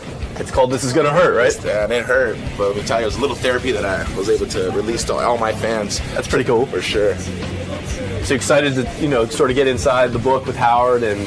Yeah, there's a lot of things in the book that, I let go, and I look at it as a positive chapter of my life to turn to the next chapter. With my parents and everything. My mother did a lot for me, gave me a second chance in life, and in the book it talks about it. Been through a lot of horrible things, and there was 3 choices: dead, in prison, or where I am right now. I'm at Howard Stern, so I guess I've been doing pretty damn good. So I guess I did make the right decision. Cool, man. We'll see you inside in a few minutes. Awesome. Tito Ortiz is here. He dates Jenna Jameson. He is a UFC fighter, you call that? Ultimate Fighting Champion, right? Yes, sir. But I think he's sick of the UFC. He doesn't get paid enough money. I don't think he likes the management anymore. No. Look at this guy. He's businessman today. He's bigger Here than in the ever. Suit. You look like a businessman. Yeah. What's going on with you? You're like businessman Tito Ortiz. All right, well, I do own a clothing company, Punishment Athletics, so, Is this one of your suits? Yes. Let me see. Stand up. Let me take a look. Model this. And what's on the tie? Punishment. Wow. You look good. Nice, huh? Thank you. You designed Excellent, that bro. suit? Or you just pay someone to design that? Both. How you doing, man? Really good, man. Really good. So you're quitting UFC. Is that suicide, career suicide? Or No, I'm not quitting. I'm just moving on to a bigger and better company, I guess you can say. Is that the one that's doing the CBS television fights? Possibly. That's one of those ones that no one knows the information yet. Your point about fighting is that you guys are pulling in the kind of numbers boxing used to do on pay-per-view. Yes. And then when it gets time to be paid, the fighters get very little percentage of the money. Probably about 3%, maybe, if we're lucky. Your point is that Mike Tyson used to go on pay-per-view and make, I don't know, how many 20, millions? 25, 30 million. And you're not looking for 30 million, No, but you're I'm saying just if I looking can... for a fair cut, If you can generate 30 million, maybe you'll get 10 of it. Exactly. So what do you think the average... now that Ultimate Fighting is even more popular than boxing, I would say, and you're one of its biggest stars, how much do you think you should be getting per fight? It ranges. A percentage of 10 to 20 to 30%. Just a fair share is what it deserved. I think. What'd you get paid for on your last fight? $210,000. $210. Yes. And the guy you fought got $210? No, I think he made maybe $25,000. I'm not 100% sure. $25,000. And how much do you think the fight generated? I don't know. Hopefully we hit 1 million pay-per-view buys. I'm hoping. 1 million pay-per-view buys. So how much does it cost for a special? About $50. $50. Yeah.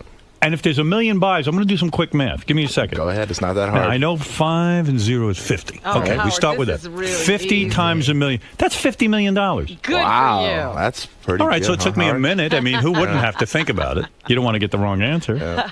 So you're saying in a fight that generated $50 million, you got paid $200,000. Yes. We get a little piece of pay-per-view, but that's just hoping that we do 1 million pay-per-view buys. So then you go on the air and you're not afraid of any man, and you go on and you talk about your boss, that guy, what's his name, Dana? I don't remember his name. I really don't. He's at the point of not even mentioning the guy's name. Yeah. Are you guys involved in a lawsuit or something? No, not at all. I'm continuing a different chapter of my life, and wow, you won't even mention the guy's name. Yeah, you're gonna pretend you don't remember this guy's name. Yeah, no, he's Howard. I mean, when you used to be at your old radio station, you didn't like the people you worked with either. So that's why you're to a bigger and better place, like Sirius. Right. Who did you used to work for? You don't know. I don't remember their name. Exactly. Same thing. I'm in the same situation. No, I used to work for, Viacom, and I understand that. Listen. And you spoke out. You spoke your mind, and I'm speaking my mind, and I'm in the same situation. So are you considered a troublemaker in your industry? Of course. You are? Yeah, if you don't go with the company, you're against the company. What company are you with now? I'm with the Tito Ortiz company. Good idea. In other words, what you're saying is, if you choose to fight someone, maybe set up your own pay-per-view. I'll be doing my own promotions, and I'll be co-promoting with possibly some other companies that have already started their businesses. Well, who are you going to fight? That's the question. Yeah. We got to find the toughest guy possible. Who is the toughest guy around beside yourself? There's a bunch of guys who are very tough, you know. You got to look at the ones who are going to sell the most tickets. You ever lose to anyone? Of course. Actually, I just lost 2 weeks ago, Howard. I lost a decision to a guy who ran away from me. If anybody got to see the match, he ran away from me for 3 rounds. And you lost the decision. Do you think it was because the guys who you work for? 100%. You do? They put me against a guy who would run away from me and try to pick points. And anybody watched the fight, I came to fight. I tried to press the fight. There's a few times I was like, come on, man. Stop pussing out. Let's fight. What's the best way to fight a man? Let's say I'm in the street. I've got to fight a guy. What's the most damage I can do? Sock him? The best way Chuck Zito told me to punch a guy in the jaw here, and you'll knock him out. Yeah, I usually talk my way out of it. I'm like, hey, we don't On have the to street, fight. you talk. Yeah, But give you advice have to pussies well, like all of me. a sudden, someone pulls a gun on you. You'd be pulling Matrix and stuff and be dodging bullets. Yeah, I don't know that move yet. But a pussy guy like me, I get one shot at this. What's the best thing I could do in a street fight? Talk your way out of it. Talk my way out of it. Of course. Oh, boy, that always So you works. got the Yeah, best it weapon does. already. Well, Yeah. the best thing is just kill the anger right off the bat and go be positive and try to reinforce good nature around it, and you'll solve it right there. After your last fight, you were not allowed to do a press conference after the fight. Why is that? I thought we live in the United States of America, right? Yeah, we do live in the United States of America. I thought so last time I looked, and I walked up and they're like, you can't come in. I mean, you can't come in. Who told you can't come in? One of the ladies who work for the UFC. And because you're a troublemaker. No, I'm not a troublemaker. I speak my mind, and I'm not going to hold anything back. She's like, you can't come in here. I'm like, well, you better call security, because last time I looked, this is United States of America. Went and sat down, and they'd done everything in their power trying to not let me be in there. Who's going to be able to stop? A woman stopped you from getting up there and making your She tried to. press conference, but you did get up. Yeah, I went and sat down, and I was like, you guys got to call security because I'm not leaving. I've been to, in the last 11 years, over 25 press conferences after my fights, and you guys are not going to let me be in this press conference? Get security. At the press conference, did you say, I feel I won the fight and that I was given this decision because of my business relationship with the UFC? I didn't go that far. I'm not looking for excuses, I lost the fight, plain and simple. The guy ran away from me the whole time. I tried to, conflict with him and, get a fight going. That's what we came there to entertain the fans who watched the fight. And it didn't come down to that. He ran away, picked his points, and when he scored on me is when I was out of position. All right, fair enough. You're a brave man to get in the ring with anyone. Thank you so much. You, of course, everyone knows you bang Jenna Jameson on a regular basis. It's my woman, Howard. That is your woman? Yes, sir. You are not going to get married to her? Nah, we don't need to get married. No extra pressure. She says she wants to have children, though. Yes, we are working on that. You are? Yes. Why is there a delay? Currently working on Why is there a delay? Yes. Well, this last year we've been very, very busy. So this Too coming up busy to year- bang? No, that's every day. Come on, Right. Howard. You bang her every day without a rubber? Of course. Okay, and you blow your load inside of her. I take it, right? Crazy, Right, you don't Howard. pull out. Do you pull out? You I do don't not. know. Do you pull out? No, I wear a rubber because I don't want to get my woman pregnant. I don't want more kids. I've had 3 kids. Now, you're in a different situation. Yes. So what I'm saying is when you're actively trying, you're a man's man, that full load, I know you must have a huge load, a big set of That's balls. what she said, yeah. And you have not impregnated her yet. I would think a man of your stature, a man of your prowess, would have impregnated her on the first try. Right. Much as I did when I had my children. Right. Now, We will. We're working, Is it your problem or Jenna's? I don't think it's either of our problem. It's just, there's a time for God to put us in the right position at the right time. So you blame God? I don't blame God. I Are blame God you for are anything. you doing the things like taking the temperature every day so you know? We haven't got to that point yet. I'll Right take now, her it's more of temperature. it's a fun loving, as you could say. I see. Right, you haven't taken her temperature yet. Yeah, no, Believe me, we're good. that can be fun too. Yeah, right. If you can't conceive, will you adopt? I think the next step after that is, going having someone else possibly having a kid for us. Surrogate. Yes, possibly. You never What know. about Robin? It's your I'm surrogate. not a surrogate. Robin, you actually look great. You lost a lot of weight. You Thank look you very very, much. very good. I'm Now, very proud of you. You made you. you made a statement recently that you and Jenna are now investigating Scientology. That was you always got to find interest to something, I mean, as a kid growing up, I looked at Mormons, Christianity, Lutherans. I did through all that. Why are you and Jenna Jameson investigating Scientology? You No, told me we- you'd come back here and tell me what you found in your investigation. I found it's a little bit of everything that people believe in. Yeah. So you're not a Scientologist? No. Are you thinking of becoming a Scientologist? Maybe. I don't know. Possibly. Wow. E-meters, a whole thing? No, not that much. That's a little too much intense to it. What do you mean? Yeah, it's a little too intense. I know. You know what? I believe in just being a good man, and treating people with respect and help others around you. And I think God put us on this planet for that reason. Tito, you've written an explosive new book. Yes, it is I was called, working on it last time I was on here with you. It's called This Is Gonna Hurt. It's in stores now. I'll tell you about Tito's book signing. I know a lot of fans want to go out and say hi to Tito. Sure. Is Jen in town with you for the book yes, signing? Yes, she is. Will she show up to the book signing? I I think she will. And what would she wear to the book signing? Will she wear panties? Of course. She's a wild girl. Yeah, she's calmed down a whole bunch. She's a different woman. Oh, she's a totally different girl. Why, in God's name, and do you address this in the book, why did you wait a month to bang Jenna Jameson? Explain respect that. Value. Respect. It's respect value. It's a woman who enjoys sexuality. You can respect a woman and bang her on the first night. Yeah, but it's a big difference, man. He wanted to be different. Different? Yeah. Different? Yeah. That's what they say every day, I guess. I don't know. I never want to be different. No, with me, it's a big respect value, and I respect her a whole bunch. Did she think you were gay because you did not have sex with her? I hope not. Jeez. It probably made her crazy. I'd be the toughest gay guy in the world, that's for sure. Wow. Why, you don't think there are any gay men in the UFC? Of course there is. I think that one guy who I don't like might be gay. Oh, wait, he's married. There you go. So you're wrong. Okay. Yeah. All right. So you say in your book, too, you cheated on your first wife. Yes. You did. You admitted that. Yes. That's not an easy thing to admit. It was, when I wrote this book, the reason was I had a lot of skeletons in the closet, a lot of built up aggression towards my parents, and it was time for me to get my therapy out. Why the aggression to the parents? Because, at a young age, from the age of 6 to about 13, seeing them using heroin and being around gangs and the stuff that I got subdued to at a very young age, I shouldn't have been there, and I had a lot of anger towards my parents because of what they put me through. And my mother wrote me a letter when I was 25. She actually took me away from my father, and we moved back to Huntington Beach, and she got clean. And that's when I got back into wrestling and stuff, and that's what saved me. And I got to thank my mother, for her being a complete heroin addict, to cleaning herself up and changing her whole lifestyle because of me for my future. I thank her 100%, Well, yeah, I mean, the heroin addiction is a pretty strong grip, and the fact that she did something for you as opposed to herself. I mean, she was with my father for 15 years, and that's very unselfish of her to do what she did and, give me a second chance at life. Let me understand something, Tito. So you're saying when you were growing up, your mom and dad were both on heroin? Correct. And they abandoned you? Pretty much, I'd be there to be fed, I have clothes on my back to get to school.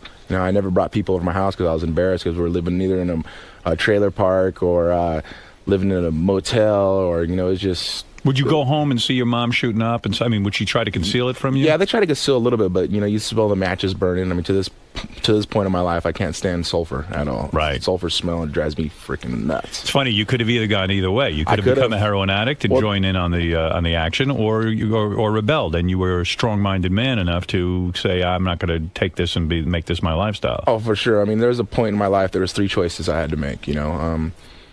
Be dead or in jail. Right. Be in gangs and on drugs. Right. Or be where I am right now.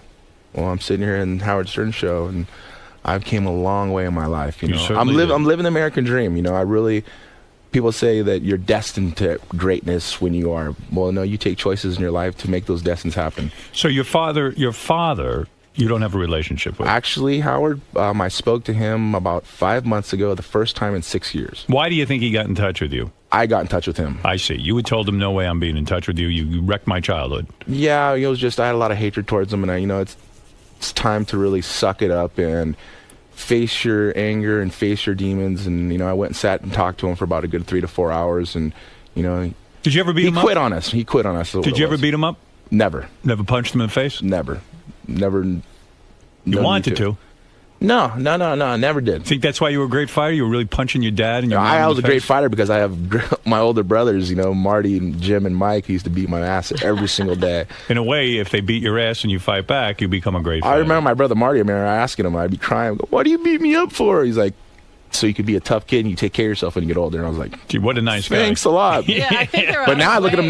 now. I mean, one of the baddest guys in the earth. So I'm doing something right. Yeah, well, I suppose, but that's a painful childhood. Now, Yeah. did your father's clean now and all that? My father is clean. When I spoke to him, he looked awesome. He looked really, really good. My mother's been clean for, gosh, almost 16 years now. And they're Do you both take doing care of great. your parents now?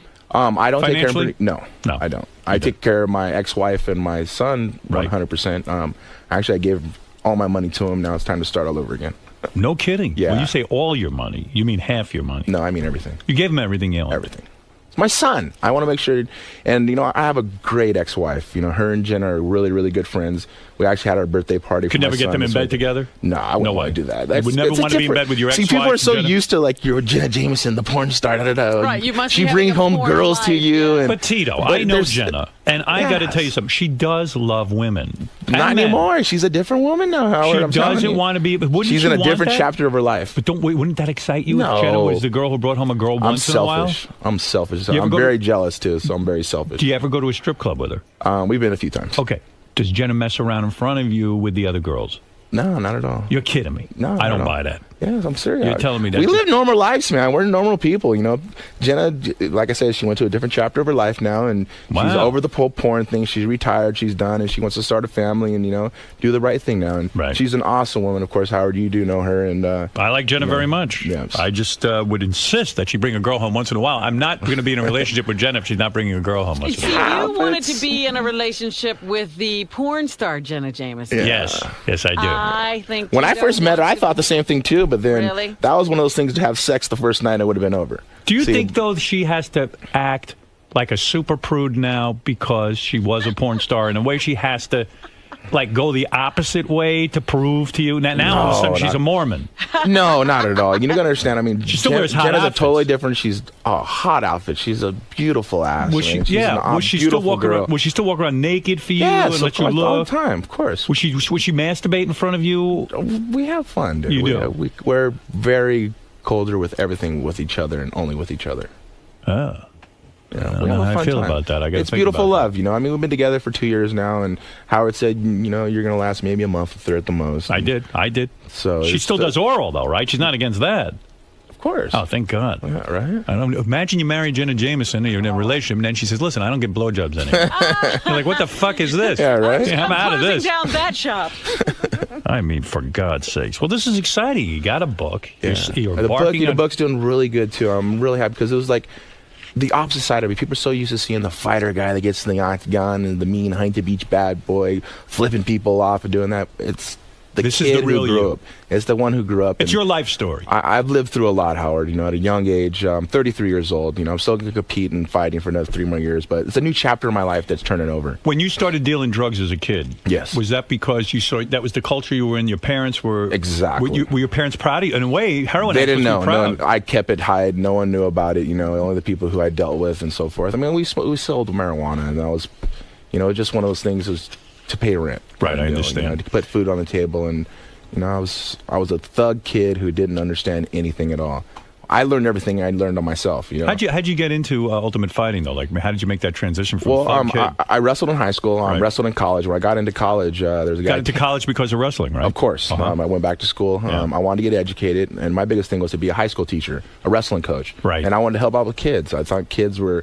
There's teachers who helped me when I was in high school, so I was like, well, here's my chance to kind of give back. Right. And I started fighting with actually Tank Abbott. I was his training partner, and they made a new weight class in UFC. That was the very beginning, and it was 199 pounds. I wrestled. Probably got paid nothing in the beginning, and got your I fought ass for beat. free.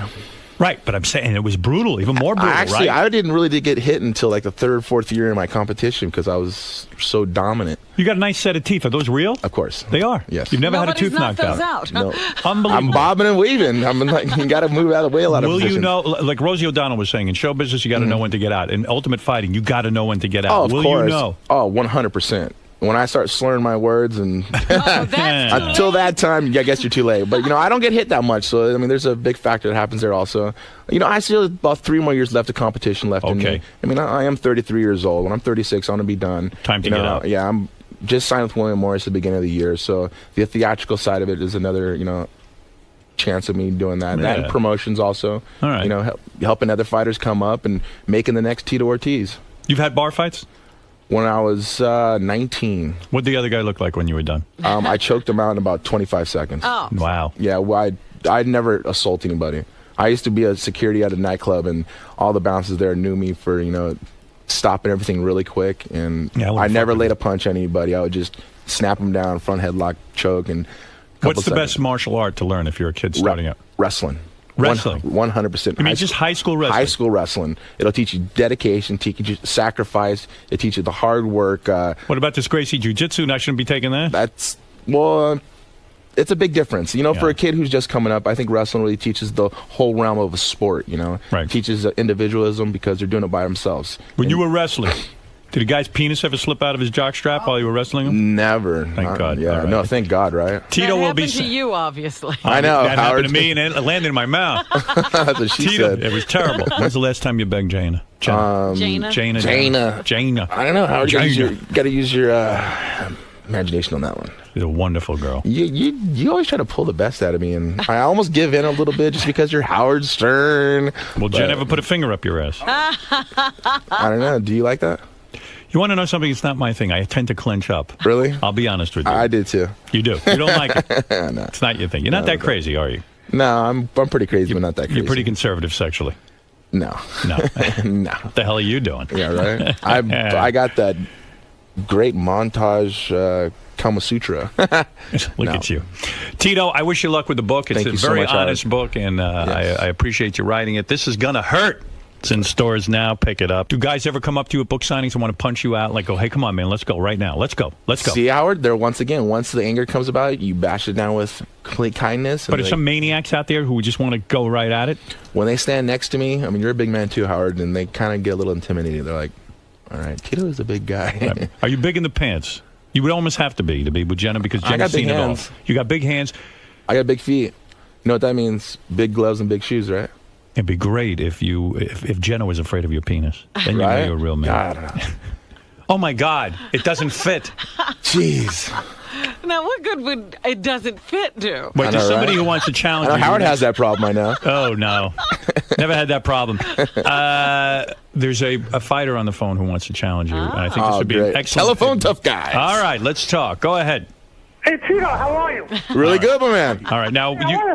I want to challenge you in a fight, and whoever wins will fuck Jenna Jameson. Oh, my goodness. Well, great. You mean Jenna would be the I got prize? a bigger dick than you. You're a pussy. I know I can fight you in the cage. All right, high pitch. Gay Ramon, you're on the air. Go ahead. Yes. Hello? Yes. Gay Ramon. Hey, oh my God, Tito, I'm a big fan of yours. Hey, have you ever had your asshole eaten out by another man?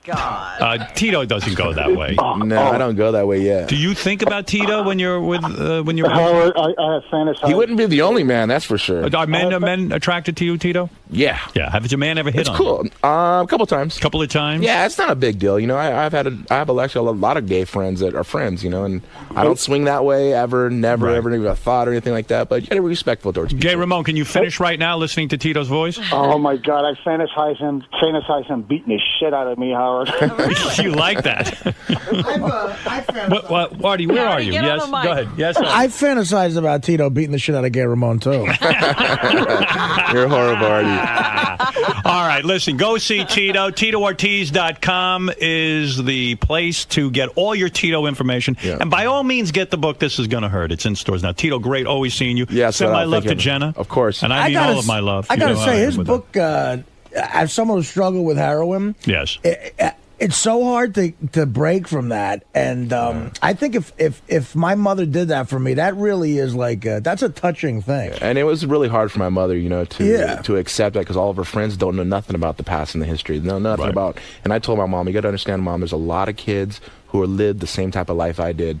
Now I want to think they have a chance to live, you know. Right. They look at Tito, they see, oh yeah, the guy who's a fighter, a champion, driving around nice cars, beautiful girlfriend, but they don't see what got me there. Right. And now they see they have a chance. Well, maybe they have an opportunity to do something like this in life. Book and is somewhat inspirational. Yes, all kids, please listen. Go to school. Getting educated is the number one thing, I believe, 100%. You bet. Max, you're on the air in Portland. Go ahead. Hey, now, Howard. Hey, now. Hey, Tito, why can't you admit that Lyoto Machida was just a better fighter that night? He was a better fighter that night. I never didn't. I mean, look miss at it at the all. look at the pictures on the internet, bro. Your face is all fucked up. Really? Oh, yeah. I mean, I only me- got like 5 stitches. I was fine though. Which fight is it? The one you're talking Yeah, about? the one I did. I just lost last week. The guy ran away the whole time. People will watch it. They'll see. Dude, it's cool. I fought. I came out. I fight, and he didn't want to fight. It was You're fun. It was but just an opportunity for. When Dana this to guy hold me says your down. face was messed up, is he lying? I don't know. It's been a week, Howard. Do I look pretty good? You look pretty Yeah, good. you don't even look like you were in a fight. Yeah, right. Travis, you're on the air in Las Vegas. Go ahead. Yeah, I totally disagree with that last caller. I thought Tito won rounds 2 and 3 against Machida. I mean, Machida fought his fight, but Tito's still a beast. He about choked him out at the end there. Yeah. And Tito, You know, I got to correct you. You know, and I'm an honest guy. You know, I think Luita won the match. You know, fair and square. I believe I did have that triangle at the end. Almost got him, but right. You know, for him running away, you know, this is ultimate fighting. This is fighting that really, it's a one-on-one competition that they need to compete against each other, not get 1 point and run away. How Machida was doing, and I think I let a lot of fans down by doing that. But I appreciate your support, man. for Trevor, sure. go ahead in Bakersfield, California, with Tito Ortiz. The book is called "This Is Gonna Hurt." Bakersfield. Hey, It's a college Tito, I had a question for you. Since everybody in the UFC kicked your ass, what are you going to do? Go over to WEC, maybe become a superstar or something? No, actually, I believe the only person left there was Chuck Liddell, and Machida, the one that beat me. So Hey, I got to give it to you, but Machida ran from me the whole time, man. Well, there you thank go. you. So people seem to generally agree with your Yeah, assessment. This is yeah. not just bullshit. You're, well, believe me, it was, and it was a tactic on the president's part on UFC of give me someone who's going to run and strike, who's not going to stand in front and punch with me. part of the fun of the UFC is that you guys are just going at it. Yeah, that's what guys buy pay-per-view for. That's why they buy a Tito Ortiz pay-per-view, because they know I'm going to bring the fight when I fight. You bet. All right. TitoOrtiz.com, the book, This Is Gonna Hurt. Thanks, Tito. Great Awesome. seeing you again. Without a doubt. Come Thank see you so us much. again if Yes, you would. for sure. Tito. So that went pretty That's good. Some heavy stuff, man. Yeah, you know, it's my life. You know, I've lived a interesting life, a very self-told story that I either be dead or in prison or here on Howard, and I'm doing something right. So, you know. Right, you mentioned that Howard's sort of like a benchmark to measure your success. Oh, for sure. I mean, Howard's the best talk radio in the world, man. So to be here and to overcome everything that you have is... And I look back at my history, you know, 11 years of competition and fighting, but I'm still going on to bigger and better things. And I'm really proud of my book that we wrote. And, you know, hopefully a lot of people take something out of it, of an inspiration. And that's the biggest thing of all of it. Cool, man. Well, thanks for stopping by and good luck with the book, man. Without a doubt. Thank you much, guys. Howard Stern.